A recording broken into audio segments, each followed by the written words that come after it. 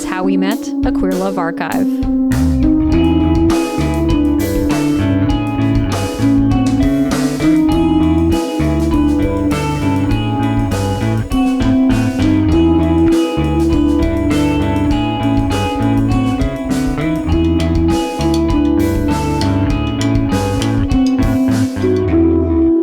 Well, 5 incredible love stories later, and here we are, one last couple. It's the season 1 finale of How We Met. And I just want to say I'm so thrilled with how this season turned out. I'm so grateful to all the couples who came on and shared their stories with the show. And I'm really happy that I have one more story for you today. But listen, I am coming back with more. There are so many more queer love stories that need to be preserved. So even though the show is taking a little summer break, there will be more seasons in the future. But today's couple, Jerry and Patricio, have traveled the world together for the last 23 years. And what I really like about their story is this sense of independence, but togetherness with that independence. So you'll hear them talk a lot about how important it is for them to both kind of preserve their individuality within the couple. And I just think that's a really nice lesson. I got connected with Jerry actually because Jerry is the founder of the Queer Love Project, which is this new online literary magazine that publishes essays by queer authors, and I strongly encourage you to check it out, especially if you need more kind of queer joy and queer content in your life. They publish 3 times a week in Substack, and you can get the essays like directly in your inbox, and it's free to subscribe. And every time I read one, I love starting my day with hearing from a queer author, a queer person somewhere in the world, just talking about their experience and what their journey has looked like. So I was really happy that I got connected with Jerry, since the work that he's doing with the Queer Love Project feels very aligned with my mission with How We Met. And so Jerry was gracious enough to want to do an episode with his husband. So with that being said, here's Jerry and Patricio in Parallel Lives. And I know Really why I started to actually have a crush on you. All I ever wanted was just for you to want to date me seriously.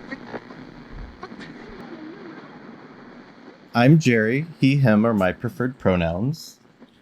My name is Patricio, the same as his. How long have we been together? Oh, it seems like forever, but I guess in years, you could say it's like 23 years. It's been nonstop for 23 years, and we've been legally married for 10. But we count our relationship from the day we met, which was January 1st, 2002.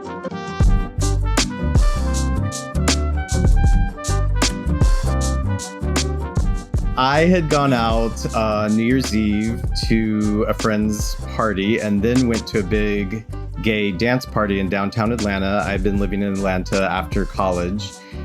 Then at the after party, which was at a science museum, I was at a water fountain I think it was probably like either between 3 or 5 in the morning. So basically, I was this poor kid, 24, working at a newspaper, so I didn't have a lot of money, but I liked to go out. So when you would go out, I would just keep my water bottle and refill it. So I was refilling my water bottle at the water fountain, and I saw this person was behind me waiting, and I was like, oh, do you need to use the water fountain? And he was like, no, I'm enjoying the view.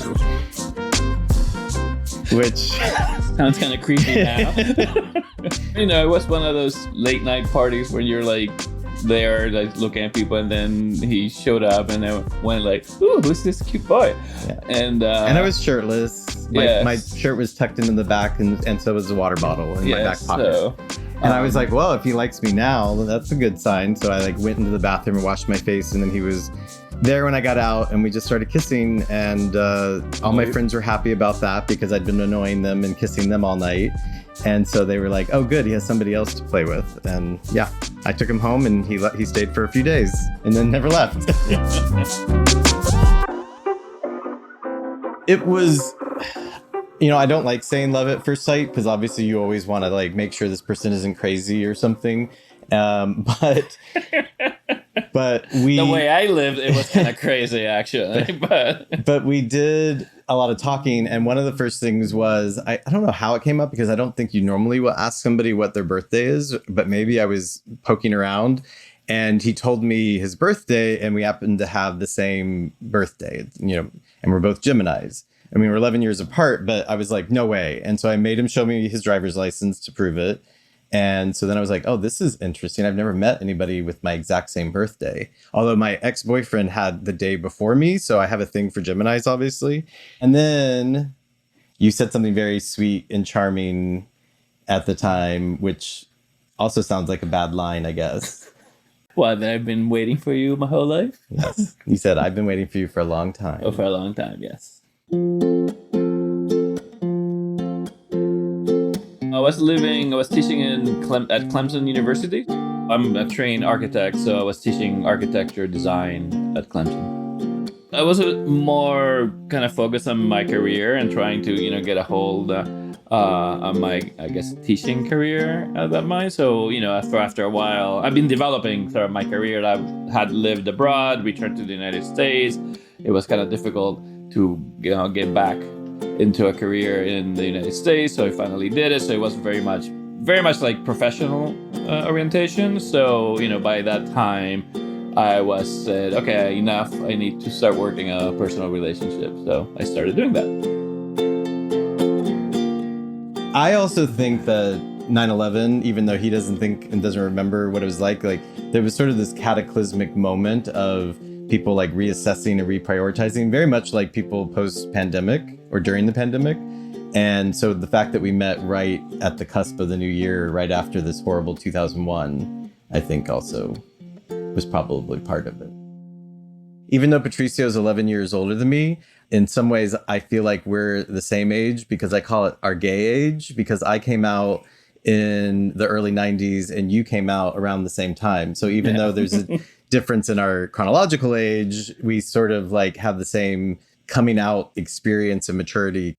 I don't know. My friends would never say I was a romantic because I don't really get into sentimental things, but I also was sort of a serial monogamist. My first boyfriend I had when I was 16 in high school, which in the Deep South was kind of crazy. I was the only out person in my high school in Valdosta, Georgia. And then I dated another person right after that for 2 years. And then I dated another person in college right after that for 2 years. And then I dated another person right after that. I didn't do a lot of dating. I was like, I would find people and, was like super committed until they disappointed me or something happened. And then I was like moving on. But I was actually at the beginning of my career. So I had just gotten my first journalism job working at a newspaper. I was super excited. So I wasn't looking for anybody to like tie me down, quote unquote. But I also, whenever I meet somebody or find somebody that makes me interested or excited, I don't overthink it, right? I just am like, oh yeah, this is a cool person. Well, I think it also helped that we were in two different cities. So, there was that kind of time interval. So basically we only saw each other on the weekend. And so during the week, it was work, work, work, work. Patricio also doesn't like phones at the time.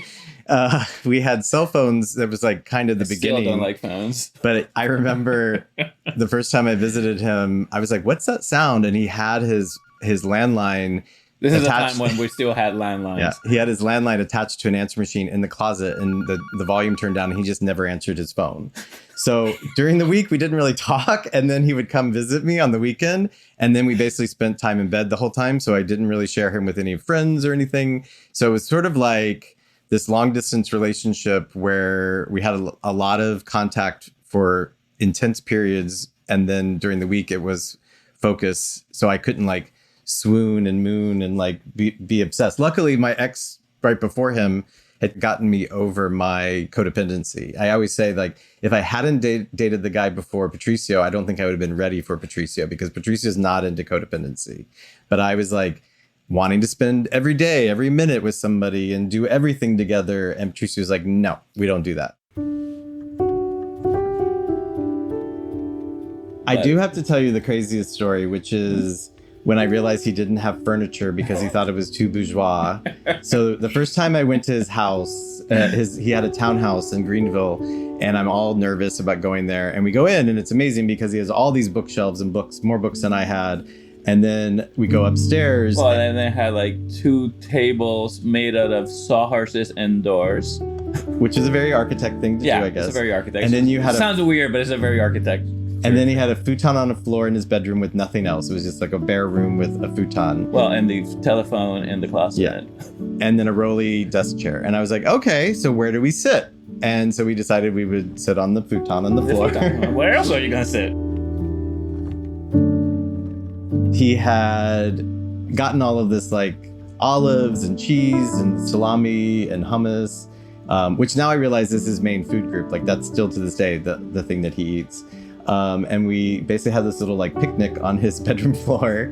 He was like, oh, let's watch a movie. And he didn't have a TV. So he had rolled in this projector on a cart and we projected it on the wall. He was like, we're going to watch I Am Cuba, which is this like Russian propaganda movie. Yeah. All in Spanish. It's a great movie. It's an amazing movie. It has that one of those one-shot thing, but it's very famous. It's really amazing. It's a great movie. So we're watching this movie in Spanish, but because it's being projected, I can't read the subtitles. So I'm like, okay, what did they just say now? Oh, they said capitalist pig. I get that. So that was our first date, and I thought it was the most romantic thing because it's nothing I could have ever imagined.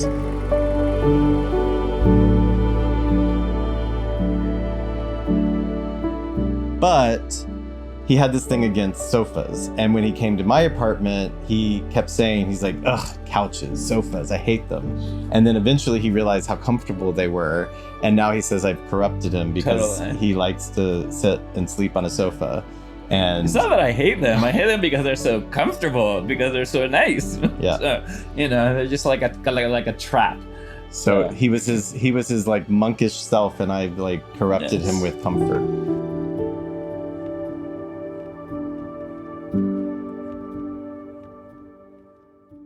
Things had gotten pretty fast. So like the first big like introducing Patricio to my friends, because as I said, like they met him, some of them met him that first night, but really they just saw us dancing and making out. And then they're like, who is this guy you're spending all this time with? My friend had an annual Valentine's Day party. It was an underwear party. And the year prior, I had worn like some silk boxers to it. It was pretty tame, but people try to be sexy. The Abercrombie Fitch kind of model look, that everybody would always wear. And I'm not an Abercrombie and Fitch kind of guy, but it was the aesthetic of the time. And I was like, oh, well, it's easy. Patricio, you're going to go to this party with me and we can wear these boxers. And he was like, fuck that. We're not doing that.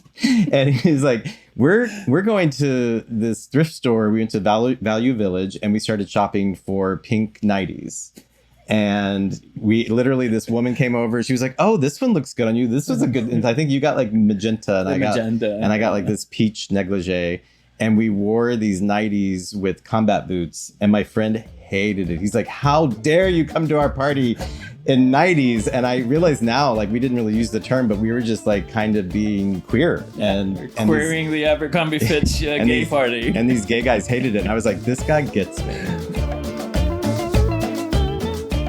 A couple months later, Patricio's like, hey, I have this big conference that I got invited to. It's in Havana, Cuba. Do you want to go with me? We'd only been dating for a couple months. And I was like, yeah. And he's like, okay, well, I need your passport now. And so like I went home from work, got all of my stuff, sent it to him. He had to like do something that I was like kind of his spouse, even though, that wasn't really legal. So I was to be able to go. Yeah. Anyway, so I got to go with him in May of that year, like a few months after we'd met, to Havana, which anybody who's ever traveled with somebody that just started dating, that's a super stressful thing. And also Havana means a lot to you because it's where your family is from. So, yes. So for me, it's not a vacation. Yeah. And you said it was a test. It actually was a test. So the fact that he actually said yes, I moved very quickly to make it happen, and that he was enthusiastic and supportive and fun while traveling there. So yeah, it was a test, and he passed with flying colors.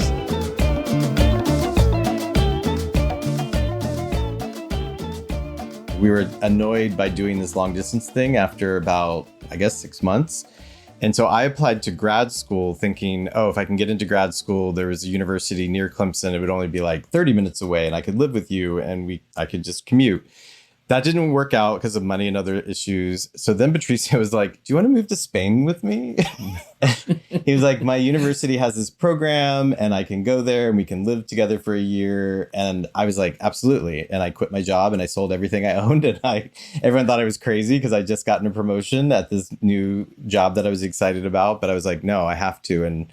And I took this huge leap, which didn't feel like a leap, but everybody around me was like, are you sure? What are you doing? Are you suicidal? Like, because I sold everything, right? And it was a big thing. So then we went to visit his parents in Puerto Rico. Yeah, in the summer of 2003, because in August of 2003, we took our bags and moved to Barcelona. As Patricio can explain, for a Latino family, visiting the relatives is a big deal. I mean, I had actually brought home every guy I had ever dated to visit my parents.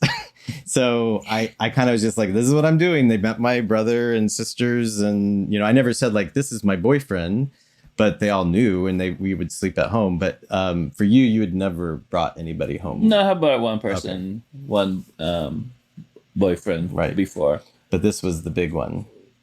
I guess. But everybody loved Jerry. So, and I fell in love with... I think that my mother loved Jerry more than me. No, that's but I definitely fell in love with his mom, and his mom was very important to both of us. Yes. My mom was very supportive, yeah, and so was my father, but more, you know, at a distance. But yeah, I mean, generally there was a very accepting atmosphere. Yeah, I didn't speak any Spanish at the time. I'd studied French for 7 years like an idiot. Like my mom had told me to study Spanish, and maybe I should have, now I know. Because I was like, well, I'm never going to really know this person unless I understand his mother tongue. So then I was like, I need to learn Spanish. But you didn't judge me for not knowing Spanish. No, yeah. I mean, but it was expected that you would learn Spanish. I mean, they all speak English as well, but obviously Spanish is the language of the family. And so I think even because I was trying to learn, your mom was like, that's better than my other son-in-law. and so we had like our nephew, who I think was 5 at the time. And I remember like talking to him and asking him to learn, you know, what is cocodrilo and things like that. And like we were doing like Sesame Street Spanish, basically, just all I could do. But yeah, his mom was super supportive. And yeah, we were a week in this like very rustic beach house, and they gave us like this one room. I mean, we were sleeping together in the front room, you know, and no one made a big deal about that, which some people do. Mm-hmm. And we played dominoes with your dad, which was a big deal. And it was really easy. Yeah.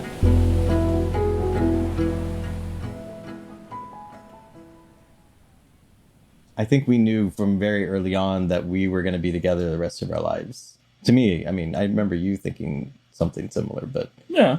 I think by Barcelona it was fairly clear. Well, that was definitely clear to us. Very clear. I mean, my mom was like, what are you going to do? You're not going to make any money. What if he kicks you to the curb? All this stuff. And I was like, what? Like, that's never going to happen. Like, I had no doubts. So I learned this word in Spanish, which is media naranja, which is the word for soulmate. And soulmate sounds really cheesy, but to me, media naranja, which means half of an orange, is something that just clicked. And I think I basically, when I learned it, I was like, oh, you're my media naranja or something silly like that. I mean, yes, I love him. But I think for me, it's more of also making a commitment and to be committed to a person in a relationship. You actually said, I was like, oh, well, we need to make a compromise. And you're like, no compromises. It's a sacrifice. And I'm going to make a sacrifice for you. And actually, that's what you said. You're like, we're going to move to Spain. And it's actually a sacrifice for me. But I think that that's sacred. Well, I've already lived in Barcelona before. So for me, it was kind of going back. And I don't like going back to things. But this was, going back in a completely new kind of stage and in context. So in that sense, yeah, I mean, it's a sense of sacrificial and making something sacred. So I think that was more intense than saying I love you, was like, yeah. I'm going to sacrifice for you. Very Catholic of me. Very Catholic of me, yes. In Barcelona, it's a fantastic city, but also we had An apartment that was paid for. An apartment that was paid for. And furnished. I always And say, furnished, if you very can get a important. furnished apartment as the first place for you to move into as a couple, do it, because there's no arguments about, oh, that's your chair, I don't like this thing. Yeah, Like, so, we just showed up with our duffel bags and the house was ready. Yeah, this is it. This is what you get. Both of you. You know, it also had a sofa, and then so I had to accept the sofa anyway. So You made the dining room table into your desk, and then there was another room that became my desk. And so then I very quickly learned that living with Patricio means working. It's the first time I ever lived with a romantic partner. And I'm like, oh, I want to tell you this story. Oh, I want to say this thing. Oh, I want to do this thing. And he's like, no, stop talking to me.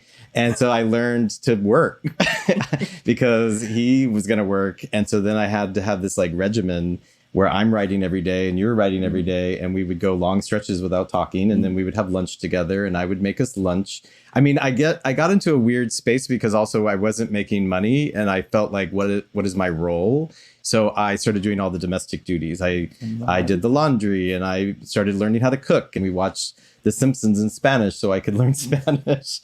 And we became like these little domestic people most of the time. But then we had to take the students around Spain. Oh yeah, it was yeah. We would take students around Spain, so which was fantastic. I mean, it was a great experience. But in a way, we became, and actually they told us that we became mom and dad during this experience. And it was moving because all these students from South Carolina, some of them were identified as gay or queer, and they'd never had role models. So to have like a loving couple leading them around and seeing how we would interact and show tenderness and, do all these things. It's not like we were having lots cleaning their messes. Yeah. and making sure they don't get pickpocketed and all this stuff. But yeah, so we kind of became their like surrogate parents for the semester. And that felt like a big responsibility, but also important. But also part of living in Barcelona for me was to give him the opportunity of just having time to do nothing, right? To write. So I wasn't doing nothing, but to do other than work. This was an opportunity for him, to focus on his writing, because then after that, it would be my time. So we basically decided, Patricio was like, well, this is my gift to you, is what he said. You have this 2 years to explore and do whatever you want. And then afterward, it's going to be my turn. And so he applied to grad school while we were there and got into grad school. And so then the next 7 years, I actually was the one making money and supporting us while he was in grad school. So you see, for me, it's a good investment. It's like 2 years versus 7 years. Yeah. So it was intense. I mean, Patricio got into a lot of great programs, but I didn't want to live in all those places. And luckily he got into Columbia in New York. Mm-hmm. And I was like, yeah, we can do that. And you had lived in New York before as well, but you're like, I don't want to live in New York again and be poor. But we were poor again, but that didn't work out. Yeah.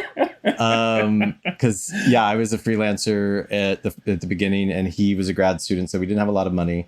But that was actually the most difficult time in our relationship, because we'd had this 2-year honeymoon in Spain together. And then it was like reality hit living in New York, which is not an easy place to make a life. Luckily, we found a place to live. But as he was like going to classes and doing all this stuff, I had a lot of friends who had gone through the grad school thing, and not all of them had made it. I had one friend at the end of her grad school years told her husband, after they'd had a child together and after he'd supported her for 7 years, "You're not smart enough for me." And she broke up with him and divorced him. And I was like, oh shit, is this going to happen? Like, is Patricio going to like get so smart doing this that he's going to be like, you aren't smart enough for me and leave me? So there were moments where we talked about that. And there were definitely rocky moments where I'm like, I don't know what you're talking about. I don't understand that theory because I'm not in that class. But then we realized that I had ways of participating and helping on other sides. So we figured out a sort of equilibrium. And but the grad school years were really difficult, because that's seeing somebody that was so confident and so happy be basically torn apart and not put back together was not fun to be a part of. Yeah, I mean, I'm the type of person that I can't multitask. I like to do one thing and do it very well and do it intensely. So, how do you say that in English? Vertir. I just poured everything into the PhD. I knew that there was tensions in the relationship. But we time. talked about But it. we would talk about it. Yes, we would. That's the big I thing. think that's the thing. We Is always that talk about everything. Yeah, and we would say So- everything we felt and saw. And Against transparency but also sharing, where one is. I believe in being conscious of where one is and being able to express it and share with the other person and say, this is where I am, with the notion that there is a commitment on both our parts. So and to try to help each other as much as possible, and and then work it out. And we joke about it. I mean, at one point, Patricio would say, "What would I do without you?" And I would just say, "Fail."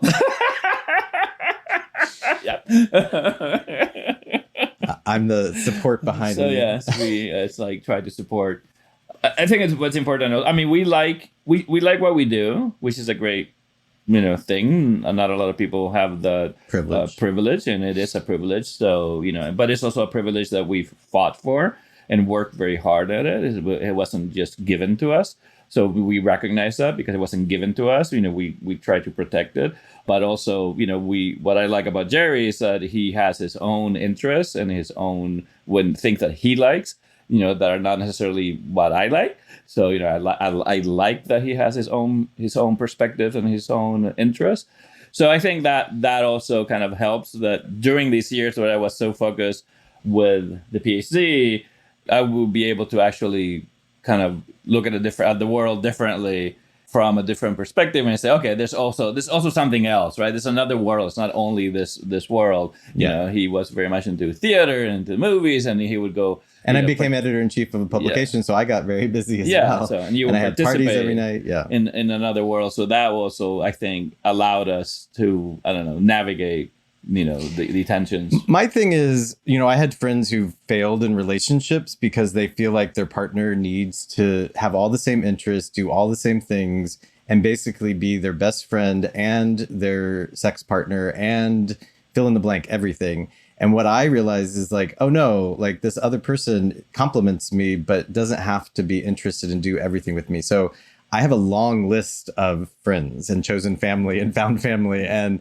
some of them we share and some of them we don't. But I have lots of people I can say, oh, do you want to go to this play with me? Oh, do you want to go to this movie with me? Do you want to do this thing that Patricio has no interest in?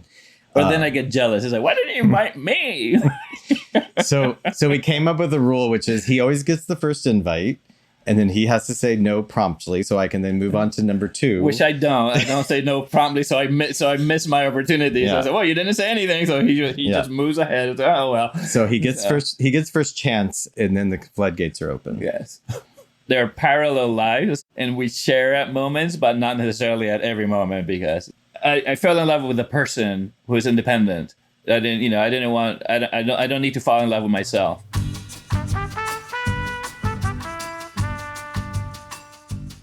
But then after he got out of grad school, Patricio got a great job, which was at the Museum of Modern Art in New York, in MoMA. And I was on his insurance at first. And I was at Out Magazine. And basically, I started the day that marriage equality became legal in New York, and then was there through the end when it became for the country in 2015. And in that time, I was like, writing about it and researching and interviewing people, and like on the front lines, had a front seat to, history in the making. But I was very ambivalent about actual marriage until it became legal. And then MoMA said, you have to have an actual marriage license to stay on insurance. And we're like, oh. Yeah. Oops. Okay. So one day we were sitting at home and I said, should we get married? And you're like, sure. Sure. And we went to the New York City clerk's office. It was January 21st of 2015. And 2 of our best friends came with us. Our one friend, Walter, made us little boutonnieres, which are cute. We didn't even realize we were supposed to bring rings. We still don't wear rings, so we didn't have that. And then our other friend, Cece, he signed it and they took photos and stuff. But it was strangely moving. Like, I didn't expect like this transubstantiation of the legal thing to like actually matter, but like saying the vows and having like ourselves validated, like, do you take this man? Yes. We don't have rings, so don't. Rings. No rings? No, sorry. And he told me, he's like, it still works. It doesn't, the magic still works. Yeah, the magic is still there, right? He once gave me, which it's somewhere. This is one ring that Jerry found in It was a flea market in Tel Aviv. in a flea market in Tel Aviv. It's a very simple ring. It's a silver ring with nothing on the outside, but inside it says "Égalité, fraternité, and liberté," which is, the motto of the French Revolution. I think it's a French revolutionary ring. And we felt like that was more our vows, like Yes. liberty, equality, and fraternity. and fraternity. Those are our vows. And revolution.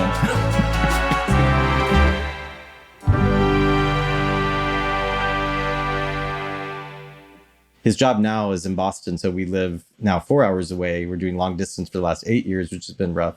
Well, I thought personally that because we've been together for so long that it would have been easier, but I was actually quite surprised that I actually miss him. So I wasn't expecting to miss him so much. I realized that Patricio is like a cat, and he wants me to be in the same room. He just doesn't want me to pet him.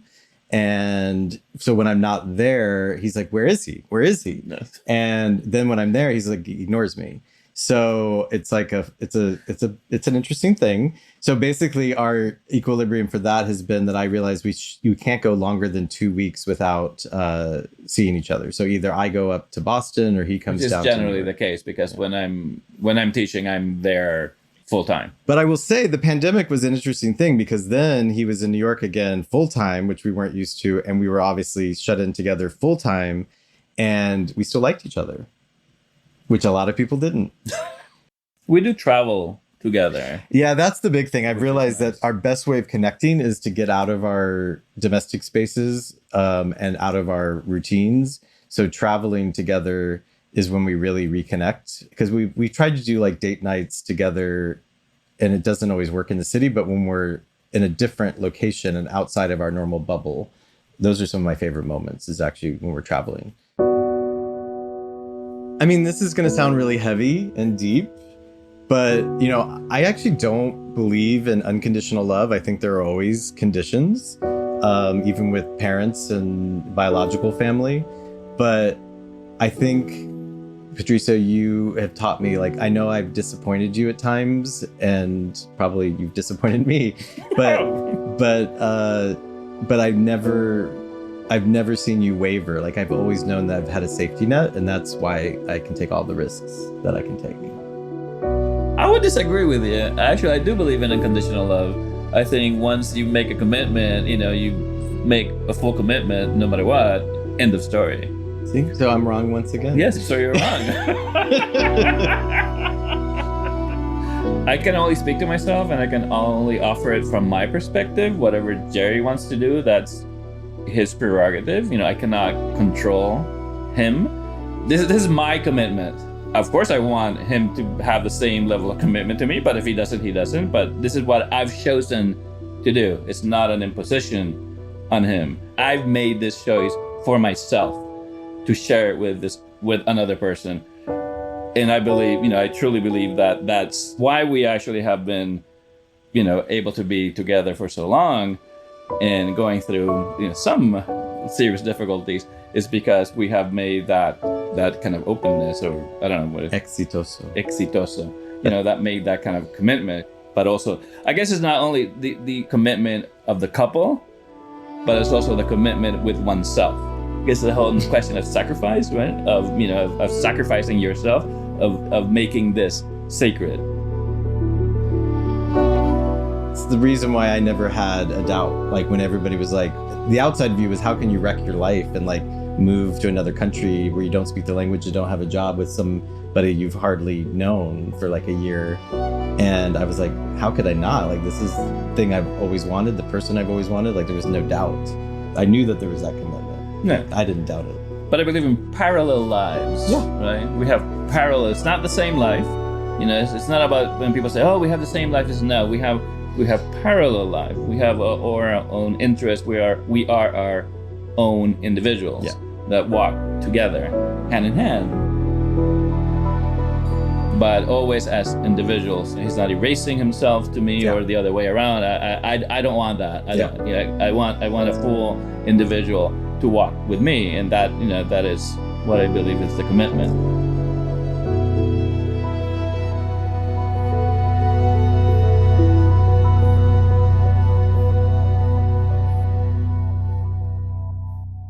I think, Or corny. Xander, that is the most he's ever spoken about these kind of introspective things. So congratulations.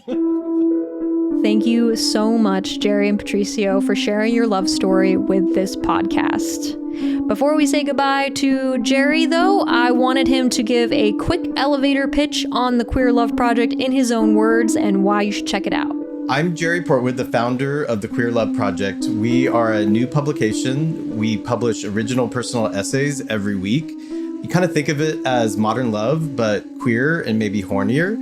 We also do a questionnaire where we ask people of all ages and experiences anywhere on the LGBTQ plus spectrum to answer, their feelings and experiences around relationships. And so you can find the Queer Love Project at queerloveproject.substack.com. It's free to subscribe. We pay our contributors and we want to hear your stories.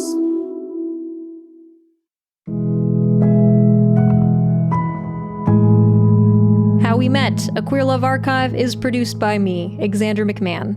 The How We Met theme is composed by Addison Ryder, who happens to be my love. Other music is from the Epidemic Sound Library. Don't forget to like and subscribe wherever you're listening right now. You can follow the show on Instagram at How We Met Pod and see cute cartoons of all the couples drawn by Emily Giroux. How We Met, a Queer Love archive, will be back after a seasonal break with more queer love. Talk to you then.